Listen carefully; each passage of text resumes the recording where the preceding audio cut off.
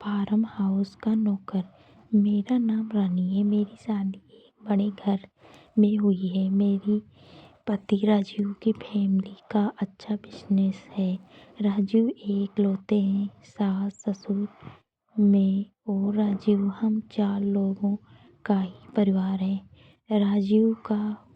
राजीव और पापा जी सारा बिजनेस संभालते हैं, इसलिए काम से वापस आने का कोई समय नहीं होता है।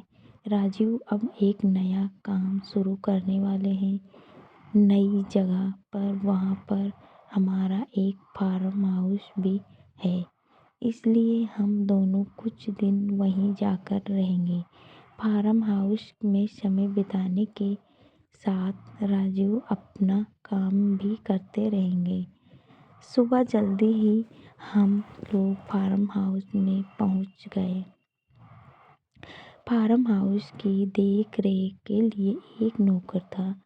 वो वहीं पास एक रूम में रहता था। हम जैसे ही पहुंचे, दूर से किशोर दौड़ता आया। हमारी कार के पास आकर उसने ही कार का दरवाज़ा खोला। नमस्ते मालकिन, हंसते हुए मुझे बोला। राजीव ने कहा, ये किशोर है, हमारे फार्म की देखभाल करता है। मैं अंदर जाकर बैठी। थोड़ी देर बाद राजीव अपने काम में बिजी हो गए। उन्होंने किशोर को कहा कि मैडम को फार्म दिखा दो। किशोर बोला, ठीक है साहब। वो मुझे फार्म दिखाने ले गया। फार्म में हम घूम रहे थे, तब गेट के बाहर से एक लगभग 6-7 साल की लड़की ने किशोर को आवाज़ लगाई। वो स्कूल से वापस जा रही थी। किशोर बोला, मैडम मैं आता हूँ। वो गेट पर खड़ा उस लड़की से बात करने लगा। मेरी नज़र पड़ी तो वो लड़की मेरी तरफ ही देखे जा रही थी।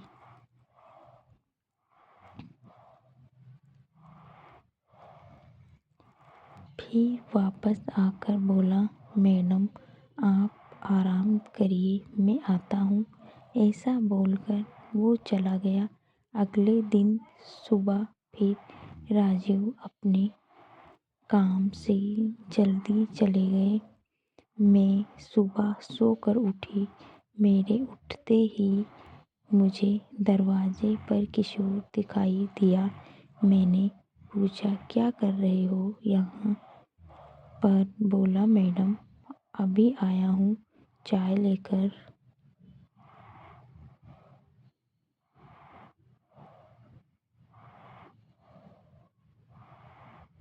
मैंने बोला, ठीक है, यहाँ टेबल पर रख कर चले जाओ। मैं नहाकर किचन में गई। किशोर वहीं था, अपना कुछ काम कर रहा था। फिर वो मुझसे बातें करने लगा। मैं उस तरह की लड़की नहीं हूँ कि कोई एकदम से मुझे से बात करे और मैं भी उससे करने लगूँ, इसलिए मैंने उसकी बातों पर कोई जवाब नहीं दिया।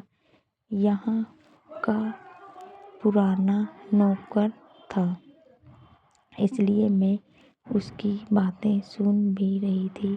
अगर ऐसा नहीं होता तो शायद मैं उसे डांट देती। अभी मुझे यहाँ आए 2-3 दिन हो गए थे।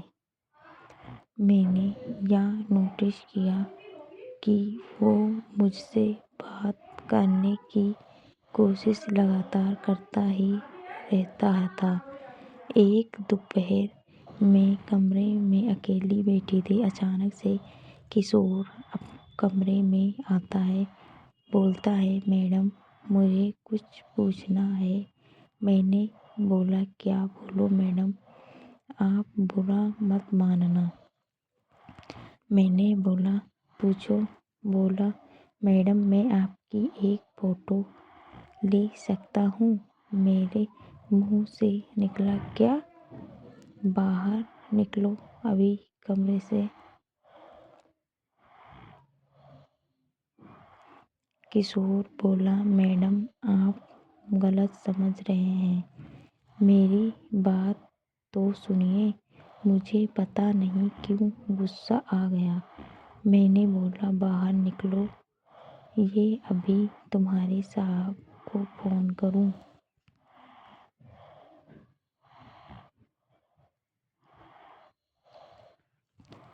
इतना बड़ा घर और मेरे लिए तो अनजान ही था, ऊपर से वो इस तरह की बातें कर रहा था। मुझे कुछ अजीब लगा। मैंने सोचा, शाम को राजीव आएंगे तो सबसे पहले इसकी छुट्टी करवाऊंगी। शाम को राजीव आए तो मैंने उनको सब बताया।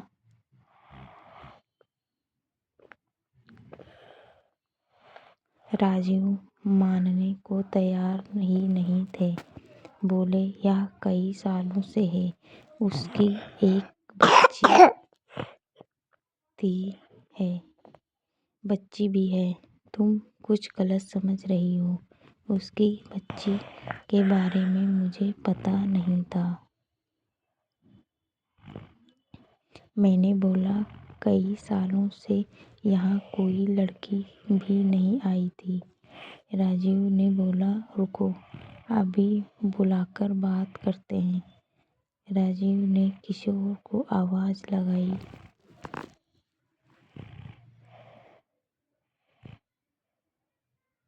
किशोर आया तो राजीव ने बोला, क्या हुआ किशोर, तुम्हारी मैडम कुछ कंप्लेंट कर रही हैं? साहब, मैंने सिर्फ फ़ोटो लेने को कहा था। राजीव ने पूछा, क्यों चाहिए तुम्हें फ़ोटो? किशोर बोला, साहब आप तो जानते हैं, मेरी 7 साल की एक बच्ची है। उसकी माँ उसके पैदा होते ही चल बसी थी और जब वो 2 साल की तब हमारे घर में आग लग गई थी। भगवान की कृपा हम तो बच गए, लेकिन उसकी माँ की सारी निशानियाँ खत्म हो गईं। बिना माँ की बच्ची को संभालना बड़ा मुश्किल होता है। साहब, मैडम उस दिन जब मैं आपका फॉर्म दिखा रहा था, तब स्कूल से घर वापस जाते वक्त उसने हमें देख लिया।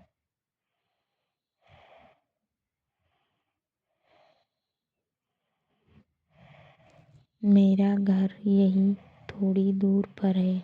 उसकी दादी उसे संभालती हैं। हमेशा मुझसे पूछती रहती थी कि पापा में मेरी कैसी दिखती थी, कैसी चलती थी, कैसे बातें करती थी।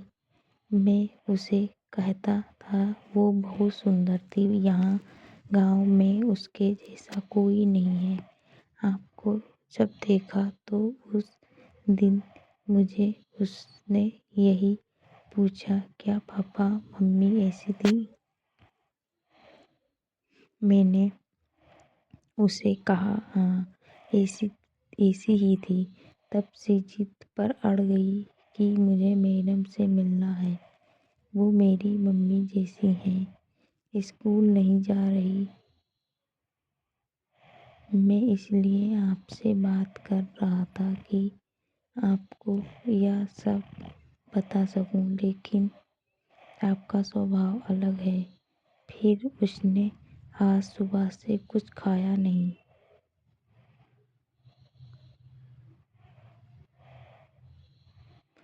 बोल रही है फ़ोटो लाना। मैं मेरे स्कूल वाले दोस्तों को दिखाऊंगी कि मेरी मम्मी ऐसी थी। तो मैंने बोला कि मैं तुझे फ़ोटो लेकर दिखा दूंगा। वो बोली पक्के ले आना। इतना कहकर किशोर फूट कर रोने लगा। रोते हुए ही बोला, बच्ची है मैडम, उसका नसीब ही ऐसा है। पैदा होते ही माँ मर गई और बाप मुझे जैसा मिला। मैडम हम साहब से कुछ भी बोल देते हैं थे। साहब का कभी मुझसे डर नहीं लगा। यही आदत मुझे पड़ गई और मैंने आपको भी अपना समझकर बोल दिया। आप मुझे बताने देती तो मैं आपको भी बता देता। किशोर की बातें सुनकर मुझे अपने आप पर गुस्सा आया। राजीव ने किशोर को चुप कराया और कहा कि बच्ची को वहाँ क्यों रखते हो, उसे यहीं रखो। इतना बड़ा फार्म हाउस है, कल बच्ची को लेकर आओ। सुबह वो बच्ची को लेकर आया। बच्ची को दूर से ही मुझे दिखा रहा था, शायद अब भी झिझक रहा था।